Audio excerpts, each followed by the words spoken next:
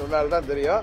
ஆனா அந்த காலத்தில் சொல்லுவாங்கல்ல புலவர்கள்லாம், மன்னர்களை ஏதாவது ஒரு சாதனை செய்தால் அவர்களை இன்று முதல் மன்னரை நாங்கள் இப்படி அழைக்கிறோம் சொன்ன மாதிரி அண்ணன் பழனிசாமி இன்று முதல் முகமூடியார் பழனிசாமி தான் அழைக்கணும். இவர் உருவெல்லாம் புருடாங்க. சில பேர் இன்றைக்கு இந்த பழனிசாமி அடிக்கிற இந்த கூத்தெல்லாம் ரொம்ப பெரிய ராஜதந்திரம்னு சொல்லிட்டு இருந்தாங்க அன்னைக்கு. இதை மாதிரி துரோகத்தையும் இதை மாதிரி நம்ம ஊர்ல சொல்லுவோமே இதை மாதிரி திருட்டுத்தனத்தையும் 420 வேலையெல்லாம் ஏமாற்றுவதெல்லாம். ஆனா அது வந்து ஆட்சி பொறுப்பில் இருக்காரு அப்படிங்கிறதுனால எதை வாங்கிட்டாங்களோ தெரியல. அவரை பத்தாவதுக்கு பத்திரிகைகள்லயும் ஊடகத்திலையும் அவர் ஏதோ அவருடைய அந்த எழுச்சி பயணத்தை தள்ளி வைத்திருக்கிறதுக்கு காரணங்கள் போட்டதாக கோச்சிக்கிட்டாரு. அவர் ஏதோ வானிலை அறிக்கையெல்லாம் படிச்சு மழை பெய்யுங்கிறதுனால தள்ளி வச்சேன்னு கதையெல்லாம் விட்டுட்டு டெல்லிக்கு போய் நம்ம துணை ஜனாதிபதி அவர்களை பார்த்துட்டு இரவு ஹோம் மினிஸ்டரை சந்திச்சிருக்காரு. இது ஏற்கனவே ஊடகத்தில் வந்துச்சு. அவர் ஹோம் மினிஸ்டரை அவரை அழைத்திருக்கிறாரு, அதுக்காக போறாருன்ட்டு. இதுக்கு எதுக்கு இவ்வளோ இப்படியெல்லாம் பொய் சொல்லி யாரை ஏமாத்த பார்க்கிறார்? நான் எப்பயும் சொல்றேன், தமிழ்நாட்டு மக்களையும் மற்ற அரசியல் கட்சியை சேர்ந்தவர்களையும் இனிமேலும் பழனிசாமி ஏமாற்ற முடியாது. இன்னும் ஹோம் மினிஸ்டரை போய் பார்த்துட்டு அது கூட்டணியில் இருக்கீங்க. ஹோம் மினிஸ்டர் ஓப்பனா இங்க வந்து சென்னையில ஏப்ரல் 11 இவரை கூட்டணியில சேர்த்து அறிவிச்சுட்டு டெல்லிக்கு போறாரு. என்ன காரணம்? இப்படி ஹோம் மினிஸ்டரை பார்த்துட்டு வெளில வர்றப்ப முகத்தை மூடிக்கிட்டு வர வேண்டிய அவசியம் என்ன இருக்கு?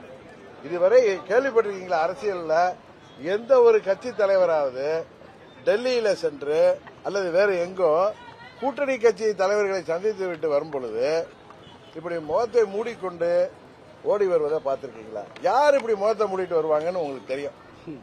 எனக்கு நேற்று ஊடகங்கள் மூலம் தான் தெரிஞ்சு. பக்கத்தில் உட்கார்ந்தது அவருடைய அன்பு மகன். 2 பேரும் மூஞ்ச மூடிட்டு வர்றாங்கன்ட்டு. இதுக்கு பழனிசாமி தான் பதில் சொல்லணும். ஆனா சில ஊடகத்தை சேர்ந்த நண்பர்கள் சொன்னாங்க அது நாங்க இல்ல வேற யாரோன்னு. ஹோம் மினிஸ்டர் வீட்டில இருந்து யாரும் மூஞ்ச மூடிட்டு வெளில போக வேண்டிய அவசியம் இல்லை. அங்க வந்து அவர்களை சந்திப்பது யார் என்பது எல்லாருக்கும் தெரியும். அது அங்க இருக்கிற ஊடகத்தை சேர்ந்தவருக்கு தெரியும். அவர் எனக்கு சொல்லப்பட்டது முன்னாடி கூட வந்த சகாக்களை எல்லாம் வேற கார்கள்ல அனுப்பிட்டு இவர் மெதுவா வெளில வந்திருக்காரு. என்ன காரணம் என்பதை பழனிசாமி சொன்னால்தான் தெரியும். ஆனா அந்த காலத்தில் சொல்லுவாங்கல்ல புலவர்கள்லாம், மன்னர்களை ஏதாவது ஒரு சாதனை செய்தால் அவர்களை இன்று முதல் மன்னரை நாங்கள் இப்படி அழைக்கிறோம் சொன்ன மாதிரி அண்ணன் பழனிசாமி இன்று முதல் முகமூடியார் பழனிசாமி தான் அழைக்கணும்.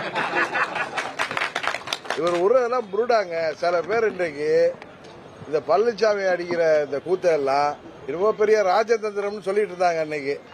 இதை மாதிரி துரோகத்தையும் இதை மாதிரி நம்ம ஊர்ல சொல்லுவோமே இதை மாதிரி திருட்டுத்தனத்தையும் 420 வேலையெல்லாம் ஏமாற்றுவதெல்லாம். ஆனா அது வந்து ஆட்சி பொறுப்பில் இருக்காரு அப்படிங்கிறதுனால எதை வாங்கிட்டாங்களோ தெரியல. அவரை அப்பெல்லாம் பெரிய ராஜதந்திரின்னு சொன்னவங்க இன்றைக்கு அவரே எடுத்து பேசுறாங்க. இன்னும் சில பேர் அவரை டான்கின்னாங்க. ஆமா உங்கள் டான் தான். அரசியல் தலைவரா இருந்தா அப்படி முகத்தெல்லாம் மூடிட்டு வர மாட்டார். நல்ல வேலை முகமூடி கொள்ளையர் மாதிரி வெள்ளைய அதான் அது நல்ல வேலை போலீஸ் பிடிச்சி உள்ளார போட்டிருப்பான். இதுதான் பழனிசாமியின் நடத்தை. இதுதான் அவருடைய குணாதிசயம். இதுதான் தமிழ்நாட்டு மக்கள் இனி அவரிடம் ஏமாற மாட்டார்கள். அங்கு உள்ள தொண்டர்கள் நமது சகோதர சகோதரிகள் இன்னும் தங்களை தாங்களே ஏமாற்றிக் கொண்டிருந்தால் அதுக்கு நாங்கள் பொறுப்பல்ல. இன்னொன்னு சொல்றேன், புரட்சி தலைவருக்கு ஆரம்பித்த அந்த இயக்கம் அது தொண்டர்களால் பொதுச் செயலாளர் தேர்ந்தெடுக்கப்பட வேண்டும் என்பதுதான் அடிப்படை விதி. அதை தான் அம்மா அவர்களும் பின்பற்றினார்கள். அந்த அடிப்படை விதியே மாற்றியதனால் இனி அந்த கட்சி பேரு அதிமுக எடப்பாடி திராவிட முன்னேற்ற கழகம். அண்ணன் எடப்பாடி திராவிட முன்னேற்ற கழகம் தான். அது எடப்பாடி கட்சின்னு தான் சொல்லணும். அண்ணா திராவிட முன்னேற்ற கழகம் என்பது இப்பொழுது இல்லை. புரட்சி தலைவரும் போற்றி காத்த அந்த வெற்றி சின்னமான இரட்டலை வைத்துக் கொண்டு தொண்டர்களையும் தமிழ்நாட்டு மக்களையும் ஏமாற்ற பார்க்கிறார் பழனிசாமி. இந்த தேர்தலில் என்னதான் பணபலம் இருந்தாலும் எத்தனை கட்சிகள் கூட்டணி வந்தாலும் உறுதியாக பழனிசாமி தோல்வியை சந்திக்க போவது உறுதி. சார், நீங்கள் அமித்ஷாவை சந்திப்பீங்களா? சந்திக்கிறதுக்கான வாய்ப்பு இருக்கா? நான் உங்கள்கிட்ட சொல்றது உங்களுடைய யூகத்துகளுக்கோ நீங்க கேட்கிற கேள்விகளுக்கு எல்லாம் நான் பதில் சொல்ல வேண்டிய அவசியம் இல்லை. முத்துராமலிங்க தேவருக்கு பாரத ரத்னா கொடுக்கணும்னு சொல்லிட்டு ஹோம் மினிஸ்டர் சந்திச்சு மனு கொடுத்திருக்கேன்னு சொல்லி ட்விட்டர்ல போட்டு. அதாவது தேவர் பெருமகனார் என்பவர் நம்ம தென் மாவட்டங்களில் எல்லா மக்களாலும் மிகவும் மதிக்கப்படக்கூடிய, இன்னும் சொல்ல போனால் தெய்வமாக வணங்கக்கூடிய ஒரு பெரிய மகான். அவருக்கு பாரத ரத்னா வழங்கப்பட வேண்டும் என்பது அந்த பகுதி மக்களின் நீண்ட நாள் கோரிக்கை. அதை யார் எடுத்து போய் முன்வைத்தாலும் அதில் தவறில்லை.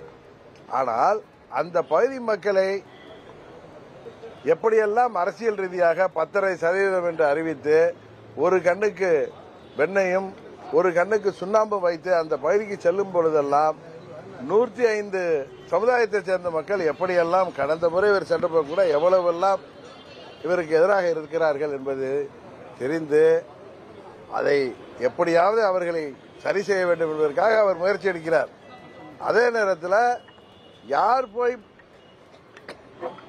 தேவரையா அவர்களுக்கு பாரத ரத்னா விருது வழங்க வேண்டும் என்று கோரிக்கை வைத்தாலும் அது ஒரு நல்ல கோரிக்கை தான். அவர் சொல்ற மாதிரியே தென் தமிழ்நாட்டில் வசிக்கிற மக்கள்லாம் ஒன்றும் முட்டாள்கள் இல்லை. இதே மாதிரி முகமூடி கொள்ளையர்கள் எல்லாம் பார்த்து அவர்கள் ஏமாற மாட்டார்கள். அடுத்த கட்டமா உங்களுடைய செயல்பாடு கூட்டணி அதான் தன்மானமிக்க தலைவர் 15ஆம் தேதி இரவு 8 மணிக்கு சொல்லியிருக்காரு. 16ஆம் தேதி இரவு 8 மணிக்கு அவர் தன்மானமிக்க தலைவர் எப்படி வெளியில வந்தாருங்கிறது உங்களுக்கு தெரியும். அடுத்த கட்டமா உங்களுடைய செயல்பாடு இதை பொறுத்திருங்க, டிசம்பர் மாதம் வரை பொறுத்திருங்கள். ஒன்றை மாற்றம் சொல்கிறேன், அம்மா மக்கள் முன்னேற்ற கழகம் இந்த தேர்தலில் போட்டியிடுகிற கூட்டணி எந்த கூட்டணியில் இடம்பெறுகிறதோ அதுதான் வெற்றி கூட்டணி, உறுதியாக ஆட்சி அமைக்கின்ற கூட்டணியாக இருக்கும் என்பதை மாத்திரம் சொல்லுங்கள். செங்கோட்டையன் திரு ஓபிஎஸ் டிடிவி ஆகியோர்கள் ஒரே மேடையில் சந்திக்கிறதுக்கான வாய்ப்பு இருக்கா? உறுதியாக இருக்கு.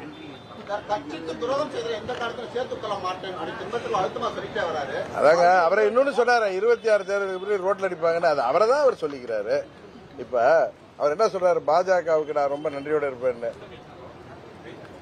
2017 சட்டமன்றத்தில் திமுக கொண்டு வந்த நம்பிக்கையில்லா தீர்மானத்தை காப்பாற்றியவர்கள் இங்க கூட பார்த்திபன் வந்திருக்கார், எங்க கூட இருக்கிற பார்த்திபன் வந்திருக்கார், சட்டமன்ற உறுப்பினர்.